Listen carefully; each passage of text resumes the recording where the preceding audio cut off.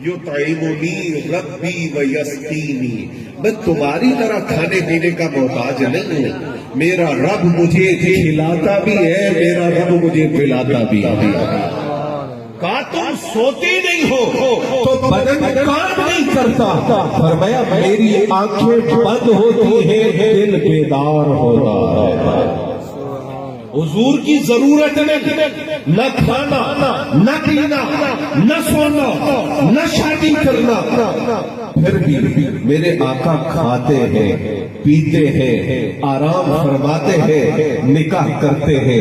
एक जुमला अर्ज कर रहा हूँ, कहा ये हुजूर की जरूरत नहीं, उम्मत पे रहमत है। सुभान अल्लाह। उम्मत पे जरूरत नहीं, कहा रहमत है। इस तरह कि अगर उम्मती अपनी जरूरत समझ के खाएगा तो उसे फकत खाना मिलेगा, अगर मुस्तफा की सुन्नत समझ के खाएगा भूख भी मिटेगी, रब अजर भी अता फरमाएगा। अगर फकत पिएगा तो प्यास बुझेगी, अगर मुस्तफा की सुन्नत समझ के पिएगा प्यास भी बुझेगी, सवाब भी मिलेगा। फकत सोएगा जरूरत पूरी होगी, मुस्तफा की सुन्नत के तरीके पे सोएगा जरूरत भी पूरी होगी, रब की बारगाह से अजर और सवाब भी मिलेगा। अगर निकाह करेगा जरूरत के लिए तो जरूरत पूरी होगी, निकाह करेगा मदीने वाले की सुन्नत समझ के जरूरत भी पूरी होगी, रब की बारगाह से अजर और सवाब भी अता फरमाया जाएगा। हदीस सुने, मेरे आका की बारगाह में 3 बंदे आए। हाँ, क्या ज़ौक़ है उन लोगों का, क्या इबादत है उन लोगों की। 3 बंदे आए। एक ने कहा मैं आज के बाद सोऊंगा नहीं, बस हमेशा जाग के अल्लाह की इबादत करूंगा। एक दफा हुजूर की बैअत तो कर लो, मुरीद तो हो जाओ। हम तो रस्मी भी मुरीद होते हैं, लेकिन मुरीद और बैअत का असल मकसद ये है कि रब से ताल्लुक जोड़ने के लिए अपना हाथ किसी के हाथ में दे दे।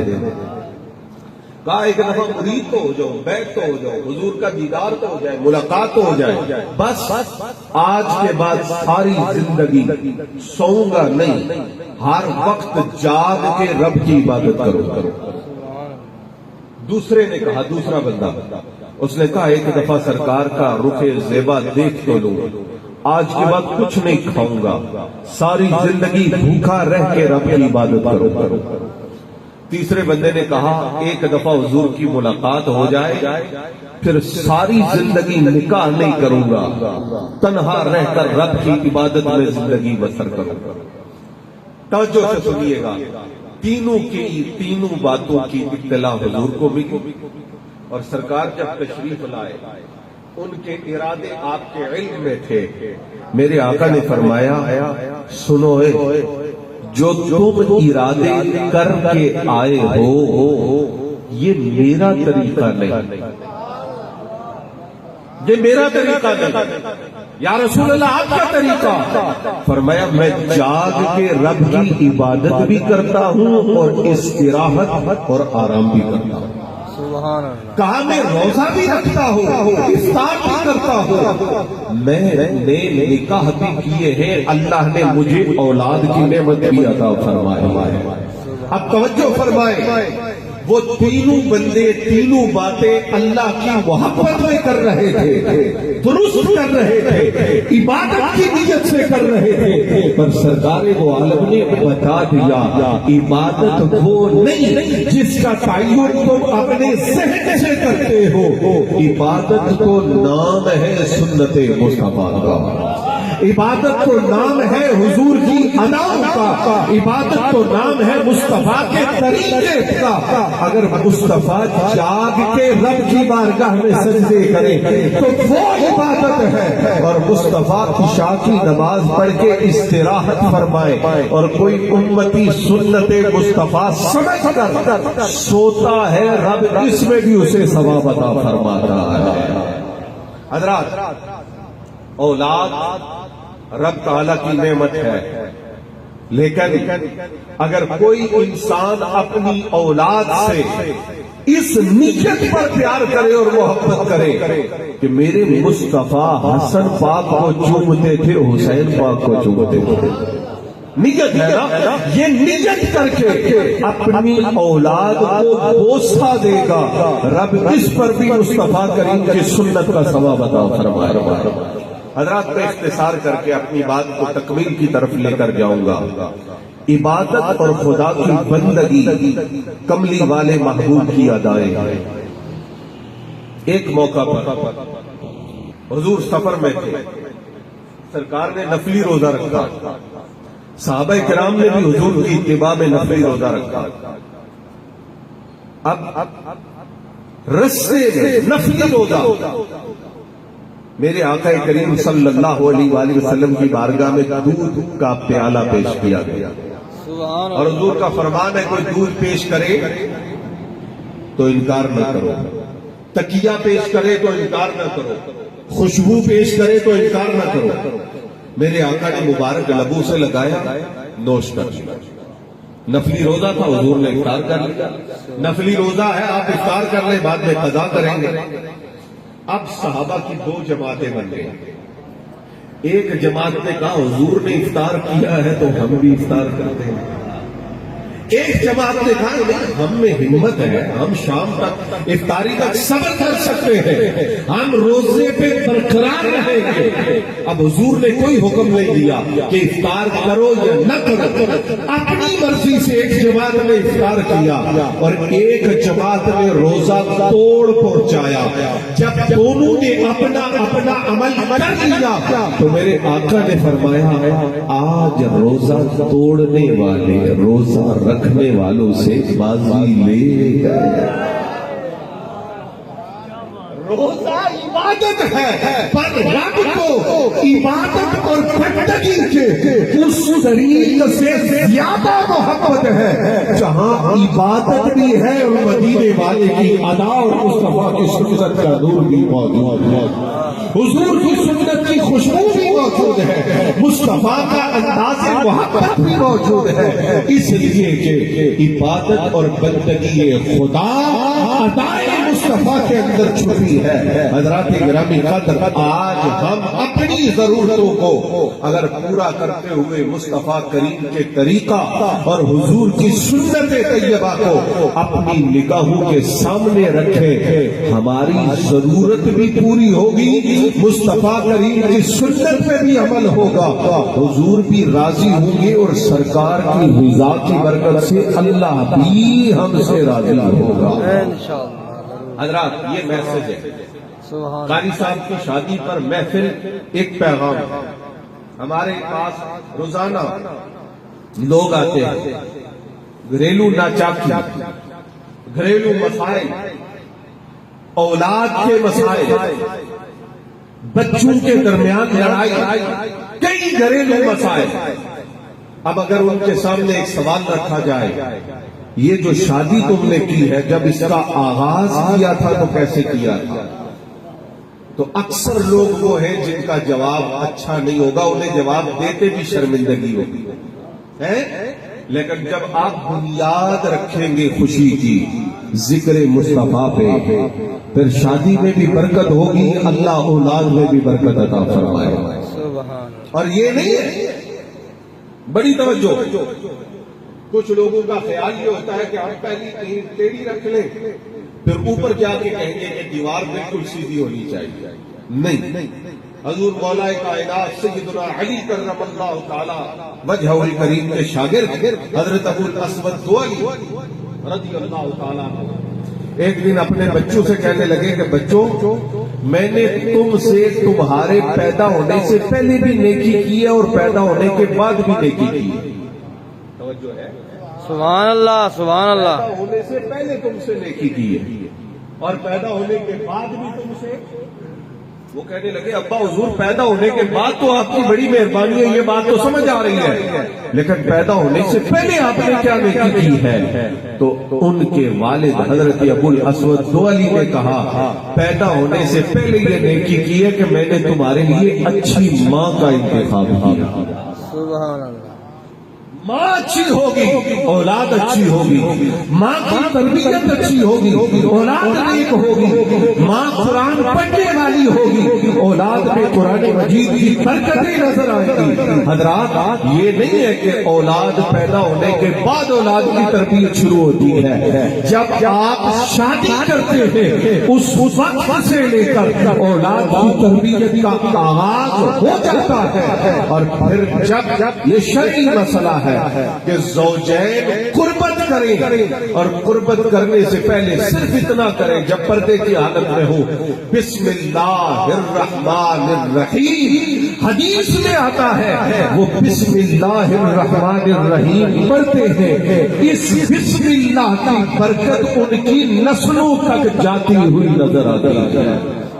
हम समझते हैं ये सिर्फ लुत्फ है, लुत्फे जिंदगी है, लेकिन शरीयत कहती है, कुरान कहता है, मुस्तफा का फरमान कहता है, अपनी शादी की बुनियाद, औलाद की अफजाइश की बुनियाद ऐसे रखो, तुम दुनिया में न भी रहो, तुम्हारी औलाद की जुबान पर रब का कुरान जारी हो, मुस्तफा के पाक फरमान जारी हो। हजरत गिरामी कद्र हजरत सैयदना फारूक आजम रजी अल्लाह तआला अन्हु की बारगाह में एक बंदा आया और उसके साथ उसका बच्चा था। उसने आकर अर्ज किया, हुजूर ये बच्चा मेरा नाफरमान है। आपने उस बच्चे को डांटा, पूछा क्यों नाफरमान है?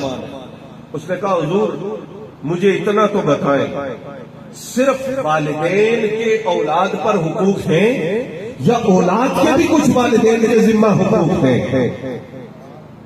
आपने फरमाया नहीं, दोनों तरफ से। और ये मैं अर्ज कर रहा हूं, आज हमारे अक्सर लोग शिकवा करते हैं औलाद हमारे हुकूक पूरे नहीं करती। आप औलाद के हुकूक पूरे करके तो देखें, औलाद आपके हुकूक क्यों नहीं पूरे करे। लेकिन हम हक ये समझते, बच्चों का हक ये उनके लिए बैंक बैलेंस बना दो, उनके लिए गाड़ी बना दो, उनके लिए दुकानें बना दो, उनके लिए मकान बना दो। ये उनका असल हक नहीं। सुने रिवायत सुने, उस जवान ने अर्ज किया, हुजूर क्या हक है, वालिदैन पर औलाद का क्या हक है? आपने फरमाया, पहला हक ये है कि जब बच्चा पैदा हो तो उसका नाम अच्छा रखा। देखे ना, बच्चा पैदा हो आप उसका नाम रखे सईद, इसका माना क्या है, खुशबख्त। अब मैं कहूंगा तो सईद, मौलाना शोएब साहब कहेंगे तो सईद, मोहल्ले के हाफिज साहब कहेंगे तो सईद, कोई पीर साहब कहेंगे तो सईद। हो सकता है कोई अल्लाह का वली उससे नाम पूछे, वो कहे मेरा नाम है सईद, अल्लाह का वली उसे कहे सईद। एक बार किसी अल्लाह वाले की जुबान से उसके लिए निकला सईद, हो सकता है एक बार उसे खुशबख्त कहने की वजह से अल्लाह उसे वाकई खुशबख्त बना दे। सुभान अल्लाह। मैं कहता रहता हूँ, अल्लाह बेटे दे औलाद दे, नाम रखो हसन। सुभान कह दीजिए सुभान सुभान अल्लाह। सुभान अल्लाह। तुसी वैसे भी गए हो सबक नाल है, सुभान और अल्लाह। जागते गए हो ना, क्या आपको सुभान अल्लाह, सुभान अल्लाह। प्यार नाम बोलो, सुभान अल्लाह। नाम रखो हसन, क्या सुभान अल्लाह। नाम रखो हुसैन, इसलिए कि हसन हुसैन वो नाम है जो हुजूर की जुबान पे आए हैं और मुस्तफा करीम के घर में ये नाम गूंजा करते हैं। सुभान अल्लाह। तो अच्छा नाम रखे, ये औलाद का पहला हक है। हजरत फारूक आजम ने फरमाया, दूसरा हक ये है कि औलाद को कुरान सिखाए। हम अफसोस ये है, हजारों रुपए देकर स्कूल में, कॉलेज में, अकेडमियों में अपने बच्चों की तालीम का इंतजाम करते हैं, कुरान सिखाने के लिए औलाद को मस्जिद भी भेजना गवारा नहीं करते। तीसरा फरमाया, हक ये है कि उनको दीन सिखाए। उनको पता तो हो ये मेरा बाप है, उनको पता तो हो कि इसका मेरे ऊपर हक क्या है। अब उस जवान ने कहा, हुजूर ना इसने मेरा नाम अच्छा रखा, ना इसने मुझे कुरान सिखाया, ना इसने मुझे दीन सिखाया। हजरत फारूक आजम का जलाल पहले बेटे पे था, अब बाप पे हो गया। फरमाया, निकल जा मेरे दरबार से, तूने कल अपनी औलाद का हक पूरा नहीं किया तो आज किस मुंह से औलाद से अपने हक का मुतालबा करवा रहा। तो حضرات یہ بنیاد ہے، شادی بنیاد ہے، نکاح بنیاد ہے، عورت کا انتخاب بنیاد ہے، اولاد کا پیدا ہونا اور ان کا نام رکھنا یہ بنیاد ہے، رب کے قرآن کو پڑھانا یہ بنیاد ہے، دین کی تعلیم دینا یہ بنیاد ہے۔ اللہ کی عزت کی قسم، جب ہم اپنی اولاد کے یہ سارے حق پورے کریں گے وہ ہمارے آنکھوں کی ٹھنڈک بنیں گے، ہمارے دل کی راحت بنے گے۔ سبحان حضرات گرامی قدر، آج کے اس گئے گزرے دور کے اندر یہ بات ذہن نشین رکھے، میرے آقا و مولا صلی اللہ علیہ وآلہ وسلم، میں نے عرض کیا تھا سرکار کا ہر روپ رحمت، سبحان اللہ، حضور کا ہر روپ رحمت، حضور کا ہر روپ رحمت۔ اب گھر میں دیکھیے ایک لطیف بات، خوبصورت بات، میرے آقا کی کچھ شادیاں ایسی ہیں جو سرکار نے ان خواتین سے کی جن کے والدین ابھی مسلمان نہیں ہوئے، بچی مسلمان ہے، حضور نے نکاح فرما لیا، باپ مسلمان، ٹھیک ہے نا؟ ایک قصہ آپ سنتے ہیں، ابو سفیان ابھی اسلام قبول نہیں کیا تھا، آئے ام حبیبہ ام المومنین سیدہ ام حبیبہ نے بستر کھینچ لیا۔ مطلب یہ وہ وقت تھا جب ابو سفیان ابھی مسلمان نہیں ہوئے، بیٹی مسلمان ہے، سرکار نے ان سے نکاح کر لیا۔ اب اس میں حکمت کیا؟ دشمنوں کی بیٹیوں سے نکاح تو نہیں کیے جاتے، وہ کرتا ہے؟ بولیں نہیں کرتا نا۔ دشمنوں کی بیٹیوں سے نکاح حضور نے کیے ہیں، باپ ابھی اسلام نہیں لایا لیکن سرکار نے بیٹی سے نکاح کیا۔ کیا مطلب؟ یہ جو مجھ پر ایمان نہیں لاتے نا، یہ سمجھتے ہوں گے شاید یہ بازار میں ہوں تو رحمت ہے، شاید یہ مسجد میں ہوں تو رحمت ہے، شاید یہ صحابہ میں ہوں تو رحمت ہے، ان کا کردار پاکیزہ ہے، ان کا کردار اعلیٰ ہے، لیکن جب بندہ گھر جاتا ہے بے تکلفی ہوتی ہے، غصہ بھی ہوتا ہے، جلال بھی ہوتا ہے، سختی بھی ہوتی ہے، سخت کلامی بھی ہوتی ہے۔ میرے آقا نے اپنے دشمنوں کی بچیوں سے نکاح کر کے انہیں خاموش پیغام دیا، اگر کسی اور کے کہنے پہ یقین نہ آئے تو اپنی بیٹیوں سے پوچھ کے دیکھ لو، محمد پاک گھر سے باہر بھی خوبصورت ہے، گھر کے اندر بھی خوبصورت ہے، سبحان اللہ، گھر کے باہر بھی خوبصورت ہے، گھر کے اندر بھی خوبصورت ہے، گھر کے باہر بھی رحمت ہے، گھر کے اندر بھی رحمت ہے۔ مصطفیٰ کا کردار گھر کے باہر بھی لاجواب ہے، مصطفیٰ کا کردار گھر کے اندر بھی لاجواب ہے۔